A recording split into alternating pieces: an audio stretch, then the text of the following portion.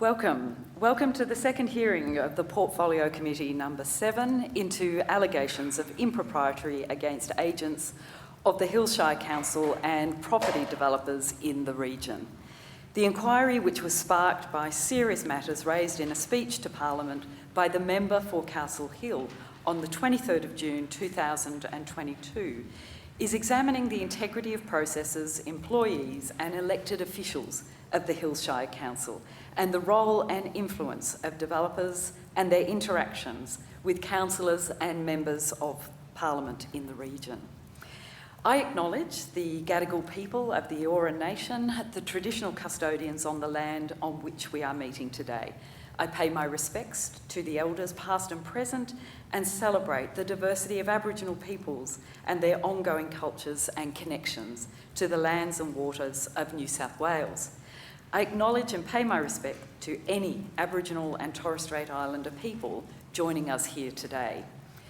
Just as a preliminary matter, as we commence the hearing today, there was a matter raised yesterday about conflicts and perceived conflicts of interest between members of the committee and the subject matter. There was a discussion that advice would be sought of the committee, on behalf of the committee, of the parliamentary clerks. Advice was sought, advice was received, and in essence, the advice falls on the basis that it really is a matter for members of the committee to determine their involvement based on their perception and their decision about whether they ought to be present and participate in the committee hearing in relation to particular witnesses. The practice of the Legislative Council reflects that of the Australian Senate with respect to the question of whether or not members should serve on committees where it may appear that either they have prejudiced matters under inquiry or cannot bring an unbiased mind to those matters. And the advice from the clerk of the Senate on this issues as reported in Odge's Australian Senate Practice 10th edition states that questions concerning the service of members on a committee where they may be regarded as not entirely impartial should be decided by the individual members concerned, and there is no general rule or convention which may be applied across all cases. So in essence, it really is ultimately a question for individual members to determine. It's not a matter for the chair of a committee where there is a non-pecuniary interest. So just on that note, there are 2 members of the committee who have determined that they won't be present today and have disclosed that it is on the basis that they did serve on the executive of the Liberal Party, whilst at the same time as the witness before the committee today. So this afternoon, we are hearing from Dr. Michelle Byrne, the former Mayor of the Hills Shire Council, who I thank very much for taking the time to attend today and give evidence. And before we commence further, I would like to make some brief comments about the procedures for today's hearing. Today's hearing is being broadcast live via the Parliament's website. A transcript of today's hearing will be placed on the committee's website when it becomes available. In accordance with the broadcasting guidelines, the House has authorised the filming, broadcasting and photography of committee proceedings by representatives of media organisations from any position in the room and by any member of the public from any position in the audience. Any person filming or photographing proceedings must take responsibility for the proper use of that material. This is detailed in the broadcasting resolution, a copy of which is available from the Secretariat. While parliamentary privilege applies to witnesses giving evidence today, it does not apply to what witnesses say outside of their evidence at the hearing. I therefore urge witnesses to be careful about comments you may make to the media or to others after you complete your evidence. Committee hearings are not intended to provide a forum for people to make adverse reflections about others under the protection of parliamentary privilege. In that regard, it is important that witnesses focus on the issues raised by the inquiry terms of reference and avoid naming individuals unnecessarily. All witnesses have the right to procedural fairness according to the procedural fairness resolution adopted by the House in 2018. If witnesses are unable to answer a question today and want to take more time to respond, then they can take a question on notice. Due to the very tight and short timeframe of this inquiry, written answers to any questions taken on notice are to be provided within 3 days of receipt of the transcript. If witnesses wish to hand up any documents, they should do so through the committee staff. In terms of the audibility of today's hearing, I remind both committee members and witnesses, please speak into the microphone. And finally, could everybody please turn their mobile phones to silent for the duration of the hearing. I now welcome our witness, Dr. Michelle Byrne. Could you please state your name and position title and swear either an oath or an affirmation? Thank you. My name is Dr. Michelle Byrne. I'm the former Mayor of the Hills Shire Council, and I swear that the evidence now about to be given by me shall be the truth, the whole truth, and nothing but the truth, so help me God. Thank you. And would you like to start by making a short opening statement? Yes, I would. My name is Dr. Michelle Byrne. As you've just heard, I am the former Mayor of the Hills Shire Council. I had the privilege of serving on the Hills Council for 13 years, including 7 years as the Mayor. I was the first popularly elected Mayor of the Hills and served until 2022. In relation to today's matter, I will say that I find it curious that it's being held on the eve of a state election and feel that it might be mudslinging, but putting that aside, I acknowledge that the allegations made by the Honourable Ray Williams in his speech under parliamentary privilege to Parliament last year are concerning and do warrant further investigation and inquiry as to what happened in that circumstances. Certainly I feel that that is ICAC's role to investigate, but I do appreciate that you've taken upon yourselves to also look into these matters. In relation to my removal from the Hills Shire Council, I think that is well documented in the media. Certainly I did make a public statement on my Facebook, and as all things happen, it did find its way into the media.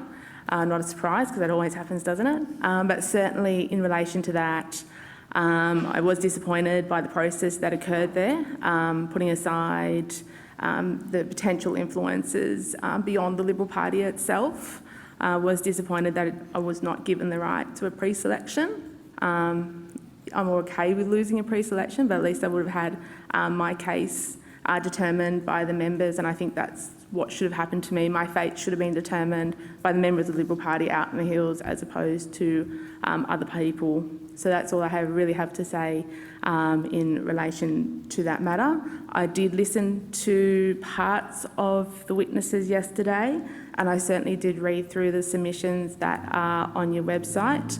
I know that a lot of focus was put on the IBM site out in West Pennant Hills. Obviously, I was somebody that was against that proposal from day one. It still remains controversial out in that community. And even though I'm no longer Mayor, I still have residents ringing me with their concerns in relation to that, and in particular into the protection of the forest and the transfer of part of that site to the Cumberland State Forest. So that remained particularly controversial and still does to this point in time. I think in general, during my time on the council, I found the staff, and I think it's worth mentioning the staff, to be very professional and diligent in their work. I've always found them wanting to do the right thing and to make sure that they abide by the law and apply the planning instruments and come up with conclusions that they felt comfortable with. Always found them to be professional. Obviously, they were protecting the reputation of and the integrity of the organisation, but also collectively they're protecting their own reputations as well. So I always found them to be fairly professional. So it's disappointing that they're being called into this circus, like myself as well. Thank you. Thanks very much. Thank you. Thanks, Dr. Byrne, and thank you very much for appearing. We really appreciate your cooperation. I just wanted to run you through, you gave a little bit of this in your opening statement. What year were you first elected to the Hills Shire Council? I was first elected in 2008. And what year did you become Mayor? I first was elected to mayor in 2012. I served for 2 years, because back then it was the old system where a mayor was elected every single year. So I served for 2 years, took a step back for a year because I actually had twins, so fair call, right? Would have been pretty busy, I Yes, imagine. I was re-elected mayor when my twins were probably 10 weeks old, served another year, stepped back again to pursue a few other things. So sorry, what year was that? So that was... So 2012, So then 2012 to 2014, 2014 to 2015 I was the deputy mayor, 2015 to 2016 I was the mayor again. Yep. And then 2017 I was the first properly elected mayor of the Hills Shire Council because the system had changed. We'd had a referendum. Yes. And the community decided that they wanted to elect their own mayor as opposed to the councillors determining who the mayor would be. Yeah, and that sort of swap every year kind of arrangements. Right, very good. Well, congratulations. Thank you. I assume you were probably, were you the first, were you the first woman mayor of No, I was Hills? the third one. Third, Third female mayor in like 109 years. So. Yeah, no, that's Yes. right. Very good. But you would have been the first, obviously, popularly elected mayor because you were the Very first mayor popular anyway. elected But mayor. yes. Yes. Yeah. Yes, which is obviously an honour and a privilege. 10-week-old twins. Yes, the 10-week-old twins. It's extraordinary. Congratulations for that. Thank you. And look, I just wanted to just sort of take you through, obviously, you know, incredibly successful career so far in terms of local government and the Hills Shire. What made you want to run for local government in the first place? I wanted to run for council because I grew up in the Hills and I love the Hills and I still love the Hills. Nothing's changed there. And I wanted to have an opportunity to have a say in the decisions that are made within that area, because obviously the decisions are made shape the future of that community and what it looks like. And when I joined council, I obviously didn't have children, but I knew that I wanted to create a community, ensure that the community was looked after so that my children, when I eventually did have them, would grow up loving the Hills as much as what I do. And I think they do. They spend a lot of time in this community. So it was that real drive to really want to make a difference in my community and to also fight for what I believe was right and fair for the Hills community. And I think you probably saw that during my journey through local government. I often was a lone voice in the wilderness, standing up for certain issues. Didn't make me popular all the time, created plenty of enemies along the way. But I guess in public life, if you're not making decisions and fighting for something, you're actually doing nothing and there's no point in you being there. So I had an incredible journey the last 13 years and I love just about every minute of it. Yeah. That's great. And so, this is very public information, which is the fact that, you know, the population growth and the pressure on the Hills is enormous. I think you're looking at another 100,000 people in the next sort of 20 years or so. When you talk about sort of doing what was right and how much you love your community and you wanted it to be there, you know, for people, can you just take us through how you saw some of the kind of development pressures and how you wanted to manage those in your public role? Yeah, of course. Happy to answer those questions. I think everyone knows that the Hills is a growth council. I mean, it's obvious. You go out there today and you see the changes that have occurred. Even in my lifetime, you know, lots of once rural areas are now quite urbanised. And I think we all understand that people need somewhere to live, that development does have to occur. For myself, you know, there'd be people out there who would say, well, Michelle is just so anti-development to the point of being ridiculous. I never viewed myself that way. I always accepted that some development did have to occur. But for me, and what I fought for was that it had to be development that occurred in the right places. So around, you know, the town centres, around the transport hubs, I accepted that there had to be, you know, apartments and a mix of living choices. I mean, the Hills was once, you know, very, very rural and just single lot housing, but I accepted that, you know, people have different lifestyle choices and we need to cater for a range, but always fought for having the density in the transport centres, around the transport hubs and in areas where it made sense. I also fought heavily during my time on council as well about the amount of development. And even though I accept some development has to occur, I never believed for a second in open slather development. I always believed that development had to make sense and it had to fit into the area and it had to be able to be supported with infrastructure. And when I talk about infrastructure, I mean local infrastructure, roads, parks, playing fields, bridges, all that sort of basic infrastructure that a community needs, and to ensure that we create quality living, and also the social infrastructure, your libraries, your community hubs, all those sorts of facilities that a community needs. And if you allow the development to get out of control, obviously you've got no way of supporting that with infrastructure. And so for me, that was the big thing that I always fought for, was how is this development going to make sense? How is it going to be supported with infrastructure?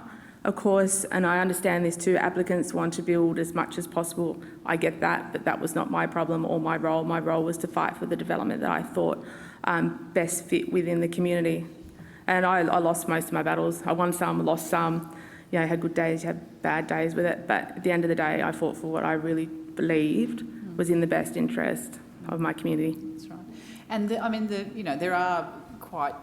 Local government is quite challenging because so much of the decision making is actually not at local government level. It's in the state sphere. But you've obviously got your local environment plans and your DCPs and those kind of things. Can you talk me through some of the challenges with that process, with so much pressure on development in the area? Yeah, of course. Everyone knows that the powers of local government is fairly limited, and over time the powers that we have to determine DAs and planning proposals, of course, has been whittled back. And, most things now go through panels, so councillors themselves are no longer determining DAs. Yes, we still have a say in planning proposals and things like that, but at the end of the day, any decision the council makes can be overturned by another panel or go all the way up to the minister. So there was pressure from that point of view. But the LEP was important in terms of, okay, well, this is where we're going to put all the density and it's going to fit here and here and here. We'll go out to public consultation and figure out that LEP. But I guess there was extra pressure in the Hills because of the metro. So that kind of changed the game a bit, in that we knew that there had to be extra density around those metro stations. So that in itself created a lot of pressure, and I guess that created a lot of interest out in the Hills as well, because all of a sudden there's new opportunities to build around that metro. There've been these large blocks that all of a sudden, which used to have a single dwelling on them, all That's of a sudden right. they're massed around the That's right. So you see a change, and I think I understood that. I understood that there needed to be some density around those train stations to make them work. I understood the pressure that the government's under as well. You've got this $8 billion train line. You don't want it going to nowhere. You need to maximise the benefits. I understand where government was coming from, but again, I had the same problem in that I needed to fight what I felt was right to fit around those stations. It didn't make me popular at times. I understand two residents that lived in those precincts. I wasn't their favourite mayor, and I knew that, and that's because I understand if you're going to have a rezoning of your property, you want it to be as high as possible. I understand that. But again, for me, it was advocating and fighting with the part and planning and with state government to ensure that we got the density right around those train stations. And if you look at something like the showground station, for example, there was a cap on the amount of density that could go in a number of dwellings until certain infrastructure had been delivered. So in that respect, I did get some wins, but certainly it's a challenge because of the pressure to build infrastructure around those train stations and to allow that density to occur. But certainly it was a pushback and a fight to get that right, because at the end of the day, whatever you build around those stations will affect the entire area, because they're the ones that are left dealing with traffic and all those sorts of issues and pressure on the infrastructure that's out there. Yeah, no, that's good. And you sort of touched on this, which was that you sometimes found yourself you couldn't I don't want to put words into your mouth. Basically, you couldn't please all of the people all the time, I think is probably the situation. Yes, I think so. I think that's public life. Yeah. I think you're making decisions that you feel are in the best interest of your community, and not everyone's going to agree with those decisions that you make. And sometimes you find that decisions that you make today don't make any sense to the community, but you know that in 10, 15, 20 years' time, that it will make sense. So you're always fighting for what you think is right long term. And did it create tension for me? Yeah, of course. Of course it did. I just wanted to touch on this. I mean, obviously there's community pressure and there's pressure from those that want to do development, and it's all the time. Was there, I suppose, conflict within the Liberal Party branches that I assume as a Liberal Party councillor you reported to and often went to around those matters? I think it's fair to say that right across the Hills, it didn't matter who you talked to and still doesn't matter who you talk to, whether they're branch members or not, is actually really quite irrelevant. There is a concern around the amount of development that is occurring out there, and they can see the changes that are occurring pretty much overnight. And you move to the Hills, or in the past you moved to the Hills because of that rural, family-friendly feeling, and now it's semi-rural. So, there's reasons why people came to the Hills, and to see it change so quickly. And for me, that was part of the challenge as well, was bringing the community on a journey. You know these things have got to happen, but it's managing it in a way and getting that density right and fighting for what is right and bringing the community on that journey. And I guess in some ways I was on that journey too, because you grow up in the Hills and you idolise what you had as a young person. And of course, change happens. People have got to live somewhere. There's got to be some development. But certainly development remains an issue out in the Hills because they're seeing it in front of their eyes. They're seeing the high-rise pop up. And we didn't have high-rise up until when the M2 went into the late 90s. Yeah, so it's a big change. So it doesn't matter who you talk to in the Hills. They will all raise with you that concern and the pressure on that local infrastructure. So... Yeah, no, and I was always having these conversations with branch members, party members, residents, my neighbours, the people I'd see in the shopping centre. They've all raised similar sort of issues. And you'd obviously hoped, throughout this period of time that you'd get to continue to do this work into the future? Yeah, absolutely. I am very grateful for the 13 years that I had in local government, and putting aside how it ended, I still had the opportunity to serve my community at that sort of level, and I was very passionate about it, and I still am passionate about it. And anyone that knows me that knows that. No, I can tell. I can tell from your evidence today, and it's very welcome. So I just really want to just get. Obviously we have seen your statement and those, but I just want to. For the purpose of the community, I just want to understand, when did it become clear to you that perhaps there was going to be a problem with you putting your hand up for council again? Yeah, I think it was certainly probably in the last couple of years where I really got to feel, and this is me speaking, so this is how I felt. I'm not saying that what I'm about to say is right or I can prove it, but I started to feel pressure that if I didn't change my stance on development, if I didn't become more, yeah, that's okay, and less vocal, that at some point it was going to cost me.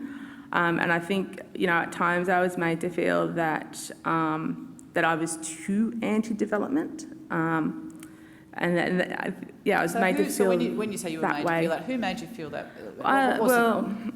Probably the person that Ray Williams referred to in his speech to Hansard. When you're having... He was a serving councillor with you at the time. Was a serving councillor, yes, who's told me that my problem is that I'm too anti-development.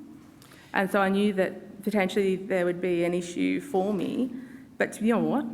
I didn't care, because I knew that I was fighting for what I believed in, and I didn't care what it cost me. Yeah, lots to be in mind. And so your fellow councillor was sort of indicating to you that there were going to be problems if you continued down your perceived anti-development route. Is that correct? Fair to say? And did you sort of feel like that? Was there a direct discussion around your ability to be pre-selected? No, there was not a direct discussion. There was not a direct discussion at all. But you get to see, certain behaviours and certain comments, and you begin to think, what on earth is really going on here? So I can't, explain the motivation for that particular individual, because I'm not her and she's not me. All I can do is, reflect on how I felt and my own motivations and what drove me. Can I just clarify that individual is now the member for Hawkesbury? Correct. Go on. I interrupted you. Yeah. No, that's all right. Yeah. So you got concerned about that. And so, what did you expect was going to be the process around the opening of pre-selections for the Hills, where I assume that you was intending to put your hand up again to continue? My understanding was that there should have been a pre-selection. So nominations did open for the Hills, and this is all documented in the media, so I'm not speaking out of turn. And so when about was that? I think nominations opened, I think it was May, maybe. May of the year of the election, I think. May 22. So nominations opened, nominations closed in the Hills, and there was never a pre-selection. Yeah. And it's in the media. In the end, State Executive of New South Wales Liberal Party determined the candidates for the Hills, which saw the removal of myself and everyone else. No, that's okay. I'm going to hand over to my colleague in a minute, but I just wanted to be clear. So nominations opened. You submitted a nomination? I did indeed. Yes. And then what did you hear from that? What did you hear from then? Silence. No, nothing. Nothing really. I mean, obviously there was arguments as to when, this was actually going to happen. Obviously I was advocating that, there should be a pre-selection process.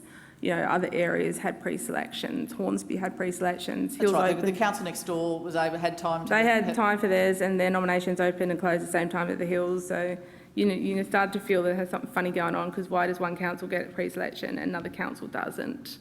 So I think by the end I knew that something wasn't right, and I think by the end I knew that in the end that State Exec would determine who the candidates were, and it doesn't take a genius to figure out that I wasn't going to appear on that list.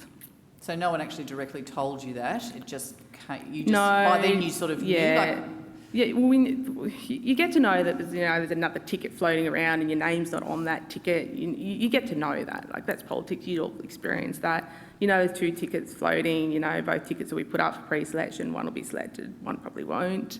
So you got a feeling as to what was going on. I don't think anyone's particularly stupid. But yeah, so I knew. Yeah, but just to be clear, when were you actually told that you weren't on the ticket? How did you find that out? Was that an email to members that just said this is the ticket? Like, what was the actual? It would have been it would have been an email from the State Director saying this is the endorsed ticket for the Hills. And no one picked up the phone to you to tell you that? No, but being a member of State Executive, I knew it was coming. So, yeah. And then you also, this will be my last question before I hand over to my colleague, thank you. But you then also sought to be able to run as an independent. Was that after you weren't on the ticket? I just not familiar how that works. So after I was not endorsed as the Liberal candidate to be the mayor out in the Hills, the question was asked by the community if I would consider running as an independent against the Liberal ticket. Now, I did seriously consider that. I think I might have even said it to Ray Hadley. I really did consider running as an independent because of my passion for the area that I live in. At the end of the day, I didn't. And I guess the reasoning behind that, some people didn't understand my reasoning, but at the end of the day, my reasoning was that what had happened in terms of no pre-selections was not right. There should have been a pre-selection. And I think to change things, you have to be inside the tent. So I couldn't change things within the Liberal Party by being on the outside. I need to be part of the team, and I wanted to make sure that what happened to me, and it wasn't just me, it's easy to make it about me, but it wasn't just me, there were other councillors across the state as well, that this process could never happen again, and there needed to be a proper process. And to make that change, I think I needed to stay in the party to remind people of that as well. And I think the other side of the coin is, I said it to you before, is the fact that the party did give me 13 great years in local government. And if it wasn't for the Liberal Party, I never would have had those experiences. So despite what happened, I was still grateful for the opportunities that the party gave me. So there was a sense of loyalty to the party as well. And obviously, at some point, hoping that I will return at some point. So you would like to run again? Absolutely. Great. I might just hand over to my colleague at this point. Great. Thanks. Thanks, Dr. Byrne, for your evidence. I think you've been really upfront about what was going on, as you have in the past in public a little bit. You've said that you had a feeling this was coming, that was sort of really what was going on, but given your record, given you were serving as mayor, and given it wasn't just you, the 6 others were swept aside, it must have come as a bit of a shock, though, to the system when it finally happened. Oh, look, Yes, yes. I don't think you can ever compare yourself for what you feel is an injustice. And I felt that what happened to me and to others, not just me, was an injustice. I think, you know, you got all those issues around lack of democracy and there should have been pre-selection and all those sorts of things. Was I upset? Absolutely. Why wouldn't I be? I was dumped for no reason. And I think it would have been a different story if someone could say to me, well, Michelle, you did X, Y and Z and for these reasons, sorry, you have to go. Or if I lost in a pre-selection process. So if I had lost a pre-selection, would I be upset? Yeah, of course you'd be upset. No one wants to lose a pre-selection. But I would be able to say, well, the members determined my fate. Yeah, at least and I accept the decisions that the members made. They decided somebody else was better placed to be the mayor than me. Well, that's fine. That's fine. I would have been upset, but I'd always respect the decisions of the members that the members have made. And I mean, you were the mayor, you were the leader in some ways of the team, but the whole team was swept aside. It must have been a shock to them as well, for all of you as you I think about. so, yeah, definitely. I think nobody likes to see them lose their position without a proper process in place and without a pre-selection. So I think, yeah, absolutely. I think the people that served with me were upset they were denied their pre-selection. And you can't blame them. I was upset, so yes. Yeah, and you've said at the time you didn't really know exactly what had gone on. Now that time's passed, now that you've had the chance to talk some more, what, in your own words, how would you describe why it was that this intervention happened, that without any sort of process, you and the others were Look, see, this is where we get back to speculating, and I do not have any evidence. So, you know, I know we have what Ray Williams said in his speech. I do not have any evidence of, you know, money changing hands or anything like that. Do I feel that what was in his speech was right? Yeah, I do. My gut feeling says that's exactly what happened to me. I just can't prove it. And I think the only body that really can is ICAC. Yeah, so you didn't see the money changing hands, you didn't see any evidence of that, but you would stand by what Ray Williams said in the floor of the Parliament. Yeah, I would, because it's the only thing that makes any sense. Yeah, without that explanation, you've been given no explanation, there's no other explanation. No other explanation or conclusion I can draw.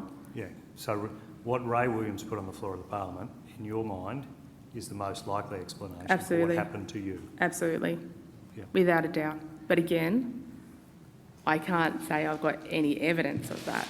But I just want to make that clear. I don't have any evidence. So I don't want to speculate that certain people did X, Y and Z without any and evidence. I feel like you've been quite clear about that, I think, previously and here today. So I think you've really drawn that distinction. I do want to ask you about the pre-selection. I just want to put to you a couple of elements of the pre-selection. I'm looking here at contemporaneous notes from the Local Government Oversight Committee meeting on the 27th of September 2021. So this is when you and a range of the other councils had these interventions happen. One of the arguments in the key recommendation moved and supported in that meeting was that Local Government Oversight Committee recommended that there is insufficient time to open nominations where they've not been called. For your council, that was clearly not the case. I just want to give you the chance to respond to... No, I don't think that's true at all. I think that's probably an excuse given. And again, I go back to the comparison with Hornsby. Hills and Hornsby opened the same day, shut the same time. Hornsby got their pre-selection, the Hills didn't. So I don't so that was the recommendation, the reasoning in the official recommendation at the Local Government Oversight Committee meeting. But from your sense on the ground, that was an excuse, not a reason. An excuse, yep, absolutely. And there were concerns raised in that meeting, and I'll put just a number of them to you, just to give you some flavour. There were quite a few concerns, but I'll put these to you, and then I'm interested in just in your view about whether you agree with these. These were some of the concerns raised in this meeting. Branch members will be excluded from having a say in who their local candidates would be. They'd be excluded from nominating unless really an MP was nominating them. There'd be no independent review or screening of candidates, and that the state director's recommendations have been rejected. They're the concerns raised. Do you agree with those concerns that were raised when this recommendation was tabled? Yes, I do. I certainly do. You know, I think there should have been a pre-selection. I think there was time to have a pre-selection. I think the members should have been the ones who were deciding who the candidates were. It should have been up to them to have the say. And also candidates, obviously, like all parties, should be vetted as well. But certainly we get back to the fact that I think, the members are the ones who should have been deciding who the candidates were, whoever they picked. I don't know who they would have picked, but, you know what I'm saying. But you had a pretty good record to run on. I think I did. I think I would have won a pre-selection. I think. I feel like I would have, but I would have liked to have had the chance to have a pre-selection and to put my case to the members and let the members decide my fate. Yeah, and you've been quite frank about what happened, previously and today about the processes inside the Liberal Party. But as you were speaking at the start, you also said perhaps you worried there were, worried was not your word, but you talked about influences beyond the Liberal Party. Did you want to say anything about what those influences were or what you were worried about outside of the Liberal Party? Yeah, outside of the Liberal Party, I think Ray's Williams' speech sums it up. It did worry me that there was influence on certain individuals to deliver certain outcomes. Again, I have no evidence that that's what was occurring, but that is how I felt, that there was something untoward going on. But obviously, again, I couldn't prove it. Yeah, and ultimately you felt that in the end, whoever it was conveyed by might have been developer pressure. Yep. Is that correct? Yep. Absolutely. And it was untoward developer pressure. That was your concern. I think so. Yep. And the fact that I was perceived as being completely just anti-development, and it's fair. I know it. It's fair to say that I was not developers' favourite person. Because I'll always fight for what I believe in and what is right, even if it annoys the hell of them. But I'm just trying to get the right outcomes for my community at the end of the day. Yeah. And you put that clearly. That was one of your position on development was probably one of the reasons why you're no longer the mayor. That's you put that view here today. I want to ask you though about the specific development that we've talked about. That top place development, quite a few blocks brought up, and a proposal really to move to 20 stories high. We're talking about here potentially thousands of apartments. Did you support that specific proposal? There's a few top place ones. Which location are you talking about? You're talking about the most controversial one was opposite the Cherrybrook train station? So it's the Cherrybrook one specifically that we've talked about in the committee. No, I did not support that particular planning proposal. I think in the end it was kicked out by council, although I don't know where it's up to these days. That's true. But I did not support it. So it's just anything you want to put on the record about no, I didn't support it because I saw it as an overdevelopment of the site and the amount of density that was being proposed on that site. There is no way in hell that it could be supported with infrastructure. Looking at the roads around it, I'm not sure if you're familiar with the area out there, the roads around it, there was no way of widening roads to cope with that extra pressure. So no, I did not support that one. I think the last motion that came to council that I can recall off the top of my head was that it be refused. That was the recommendation of the council officers. There was a very succinct case, detailed case as to why it should be refused. And I obviously voted to refuse it. No, Can I just say, do you recall, did you have a casting vote in that decision? Do you recall? Not on that one. Okay. No, I had a casting vote on the IBM site for West Pennant Hills, which I think you discussed yesterday. And now can I put to you some more, these are slightly more general concerns. They've been raised with committee members as in the course of the committee or in the lead up, and I'm just interested in which of these you're aware of or you have a feeling was present as during your time. The first of those is obviously there's been some discussion about recruitment into the large-scale recruitment into the branches in the Liberal Party in the Hills District. Did you see some of that activity in your time? No, not really. I mean, you always see members join the branches and leave branches. That's not unusual activity. I had heard, of the reformers and things like that trying to do mass recruitment to gain control of the area, I suppose. You start with local, get control of local, move to state and fed.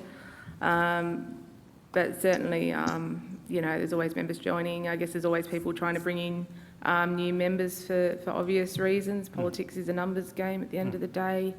But certainly, you know, I didn't see mass recruitment, though I'm told it was going on. But yeah, I was aware that these reformer meetings were taking place.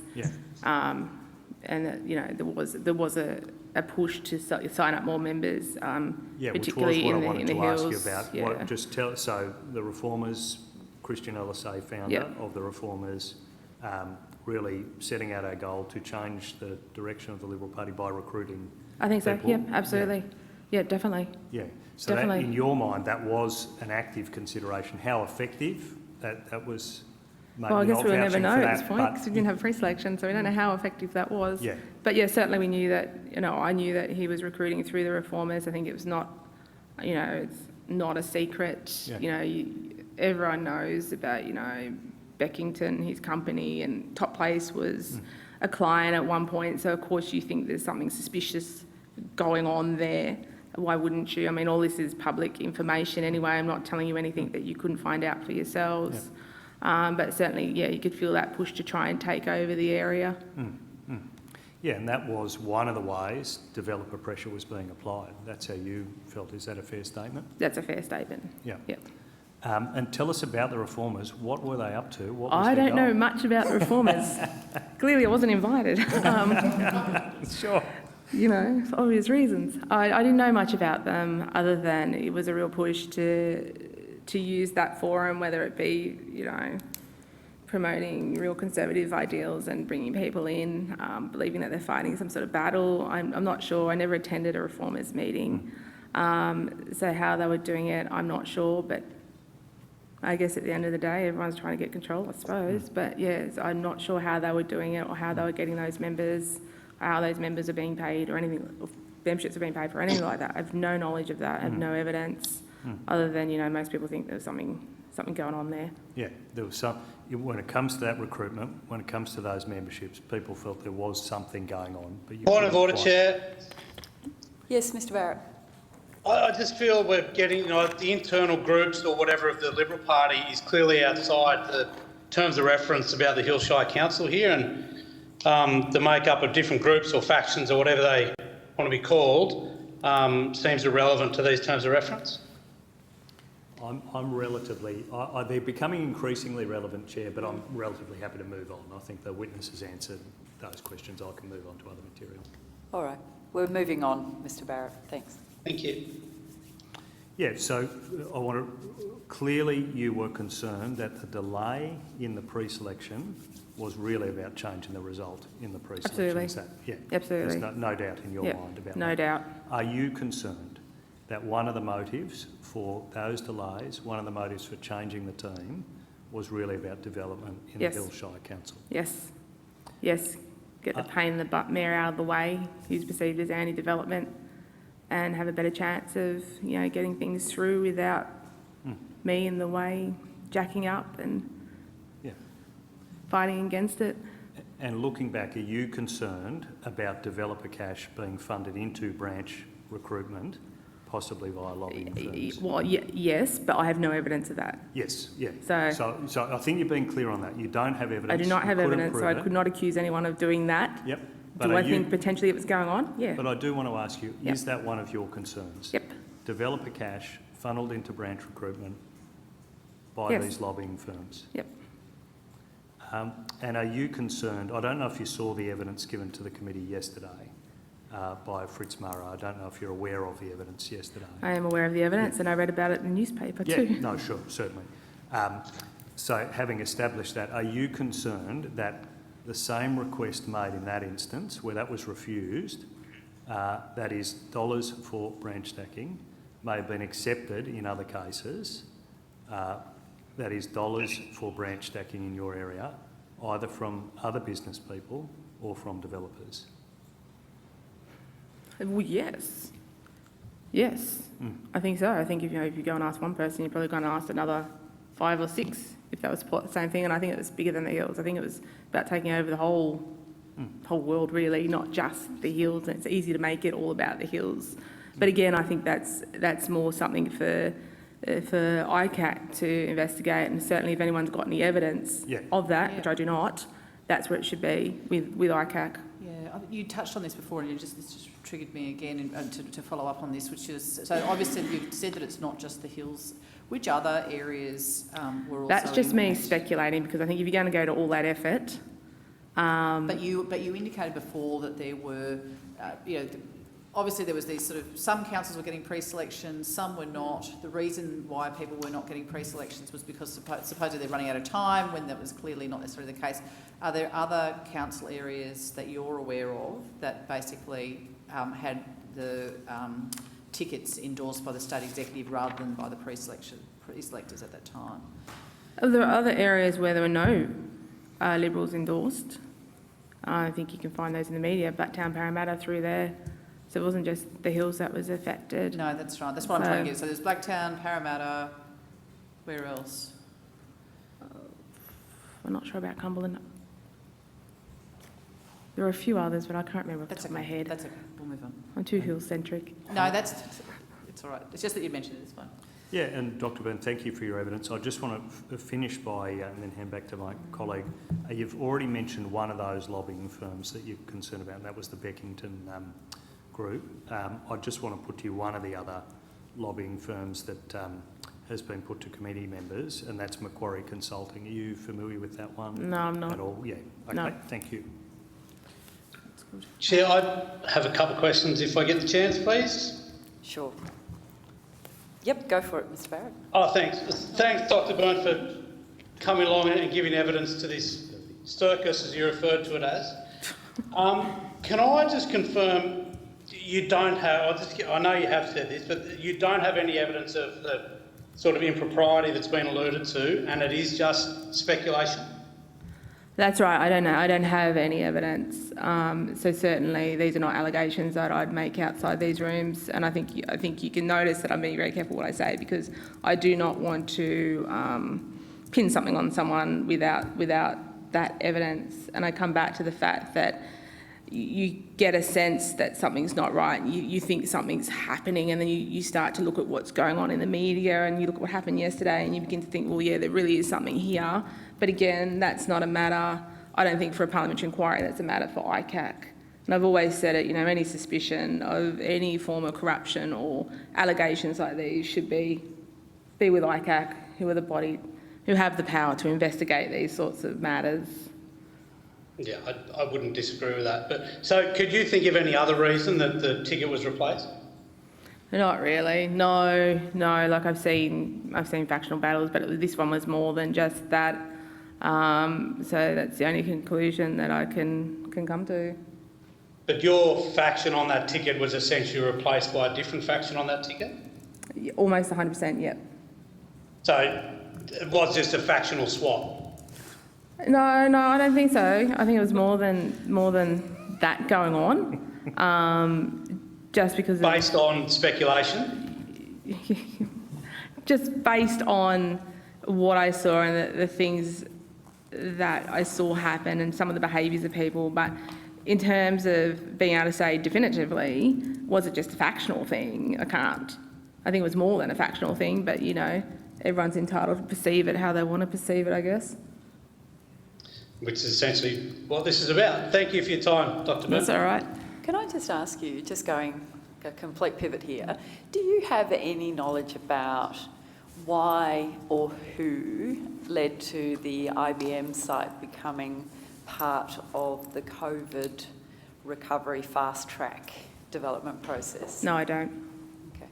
No, I think for the IBM site, I think, it obviously did end up going through a fast-tracking process during the pandemic, but it was a site that was never part of the station precinct where rezoning was going to occur, so it was outside of that. So that's what started some concerns, but all applicants are entitled to put in a planning proposal on the land they own and to see where it goes. But it was quite a controversial planning proposal straight all the way through council. Was a lot of concerned residents about the rezoning of that site. It was obviously an IBM site, so it was obviously a commercial site that then became a residential site. So obviously there was a lot of concern around that change in that zoning and how that development on that site would be supported, again, with the local infrastructure and it does back onto the Cumberland State Forest as well. So a lot of residents are concerned about the impact of development so close to that forest. So it was quite a controversial planning proposal, but it was also one where there was differing views across the elected body. In the end, it did come down to a casting vote, which, as history tells you, was irrelevant anyway because it was approved anyway, but there was differing views. You know, there's some councillors that felt that it was an appropriate development, others that didn't. And I guess that's the nature of local government as well. It's a democracy, so not all decisions go the way that you think they should go. You just accept that, you know, this is the decision that this council's made, whether you agree with it or not. But for myself, I was always opposed to it. And I didn't waver because when it first came to council, my argument was that we needed the commercial land to support jobs for future residents and to meet our job target. And nowhere during that period could anyone convince me that it was okay to lose that commercial site and make it housing. So how it got on the fast track list, I don't know. It just did, and obviously it's now history, and the planning proposal and the rezoning's already occurred. And just when you were, once you had found out, you know, that period after that you weren't on the ticket, and you did contemplate possibly running as an independent, did you have discussions with people within your faction or within the other faction as to, you know, don't do it, or yes, you should? Look, everyone has different views on what you should do. Should do, of course they do. Everyone, you know, I could go and talk to the world today about what do you think I should do next, and I would get 100 different answers about what I should do. Of course, there were people in the community who were saying to me, yeah, you should do this. You know, you've got all our support, you can do this. Have people in the community saying, well, it's a bit of a risky move, don't do it. And similarly with the party, it didn't matter who I talked to. Some would say, yeah, you know what, you've got this, you can really do this. Others would say, oh, it's a bit risky, depending on what you want to do in the future.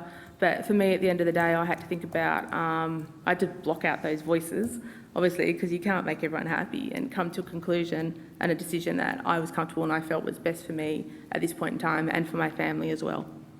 So that's why I chose not to run as an independent at that point in time. So a lot of thought went into it, because there were days when I thought, you know what, I can do this and I'm going to run as an independent up against the party. But yeah, when it came to the crunch and I really thought about it, I thought it's not the right timing for me. I need to fix things within the party. And also, you know, my family had been through enough. I've got one last question. Yes, and it really sort of, your last comment just touches on this. Obviously, we have very few women in local government, and I think that only a third of the mayors are women. What did you say to young women who want to get involved in local government? I would say I hope I've made the path a little bit easier. I think I would encourage women to have a go and to get involved in local government. I think women have something special to bring to the table, and I think they bring another perspective and another point of view. At times, is it a boys' club? Have I found that in my own journey? Yes, particularly in my earlier days on council when I knew nothing about anything. But certainly I would say to all women, get out there, give it a go, you've got this, you can actually do it and you can break through that ceiling. And I actually hope in the future that we see more mayors and more female premiers and more female prime ministers as well. Great, thank you. Thank you. All right, thank you very much for attending this hearing, and committee members may have some additional questions for you after the hearing, and if you will be contacted by the Secretariat, and then if there are any questions, it's 3 days to return those, but you'll be contacted. You took no questions on notice, I just indicate we won't have any further questions. Yeah, I think it's highly unless I think of something amazing overnight, which is highly unlikely at this point. Just stay with you, unlikely. Or members of the government, but yeah, at this point, thank you very much. Thank you for attending. It's okay.